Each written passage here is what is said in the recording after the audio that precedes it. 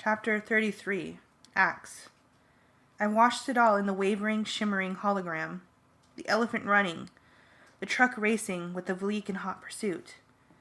The picture suddenly became much sharper.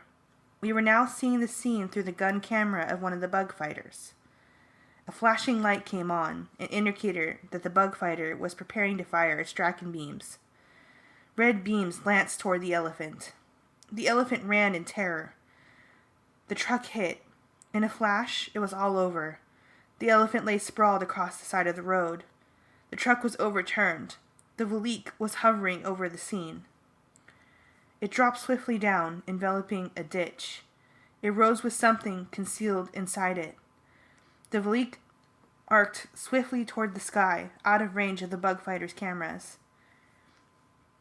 "Come to me, my little pet," Mr. 3 crowed. "Bring me my second Andalite bandit." Mr. 3 turned his stalk eyes toward me. "You'll have company soon." I felt a sinking sensation. Who had the Vleek taken? Rachel? Cassie? Marco? "Call the bug fighters," Mr. 3 said. "Tell them to land. Hold that large creature. The Vleek can't carry it until it demorphs into something smaller." "Visser," one of the human controllers said timidly, "the bug fighter has a crew of 1 Taxon and 1 Hork-Bajir. May I suggest we contact some of our Earth-based human controllers? They will be less, conspicuous than Hork-Bajir." "Do it," Mr. 3 ordered. "But tell those bug fighter crews they will contain the beast. They will not let it go, or I'll see that they become the main course at the Taxon's next meal. I'm going to my quarters. Call me when the Vleek arrives with my prize. Blank the Andalite's cage." My cage wall had become opaque. I was alone again, unable to see out. I was left to imagine the fate of my human friends. I had never felt more worthless, more powerless. I felt a sudden, sharp pain on my arm. What had Marco said they were? Fleas? I swatted it absent-mindedly. Wait, a flea. Hadn't I heard Jake say he had done it? Yes, I was sure it was a flea. He had morphed a flea. And he was, after all, just a human. Surely... I reached for the flea. Easier said than done. It hopped away. I found it again. Again it escaped. On the 3rd try, I caught it. I squeezed the flea carefully between my fingers. I focused on the flea. Yes, it might just work. We had very few animals that small in my own world. Perhaps the same was true of the Yeerks. The Visser would not expect me to morph something so tiny. In which case, I might have one slim chance. I had morphed a fly, and I had morphed an ant. But as small as they were not small enough. An ant is far larger than a flea. Many times larger. But a flea is nearly invisible.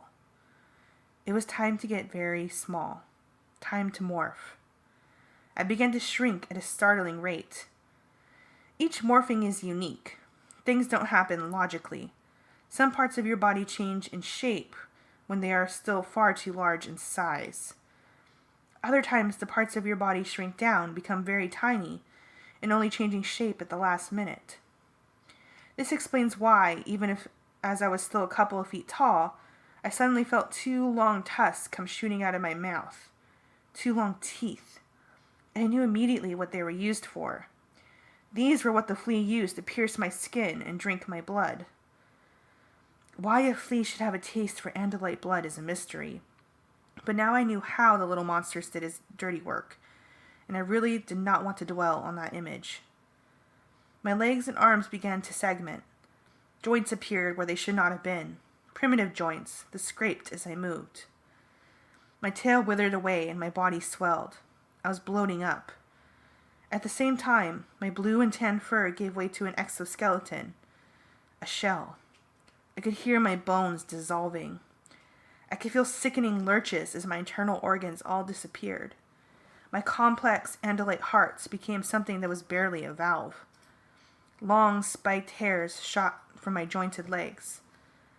A sort of shell helmet fringed with backward rigged spikes replaced my face. And all the while, the floor of my cage grew vastly wider, and closer, and closer. I felt like I was on an endless landscape of smooth black glass.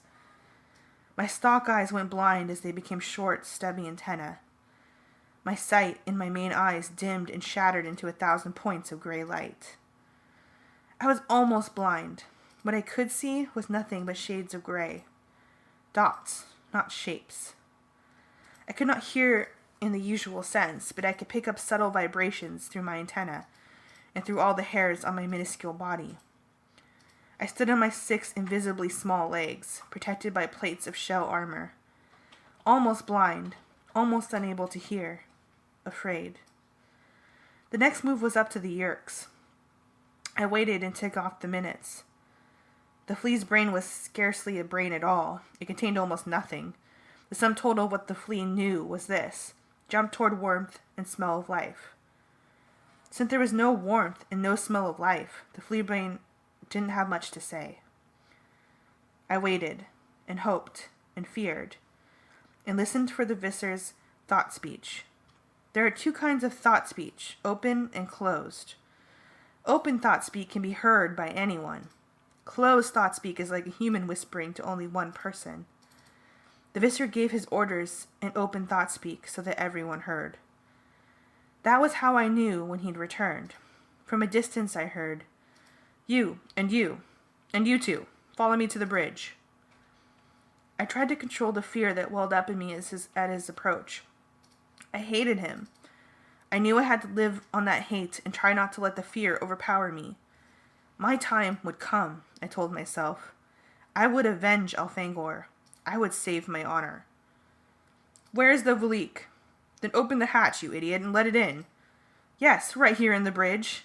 And brighten the Andalite's cage. I want to see these old friends meet." I saw light, which was actually just an increase in the number of gray dots. There was a silence from the Visser 3 for about 2 seconds. Then an explosion of enraged thought speech. "Fools! Where is it? Where is it? I'll kill every one of you if it has escaped."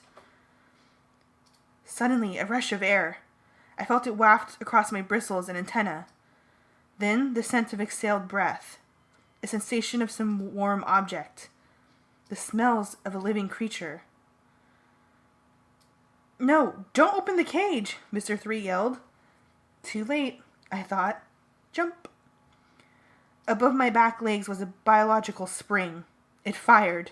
The energy went to my legs and I went flying. I've seen humans jump. They cannot jump their own height. Even we Andalites can barely jump our own height. But the flea, well, the flea can jump 100 times its own height. It was as if a human being could simply leap over a 60-story building. I flew through the air, and as I flew, I somersaulted over so that I was flying legs first. I hit something and stopped very suddenly. "Close the cage!" Mr. 3 screamed. I felt a swift movement in the air just above me.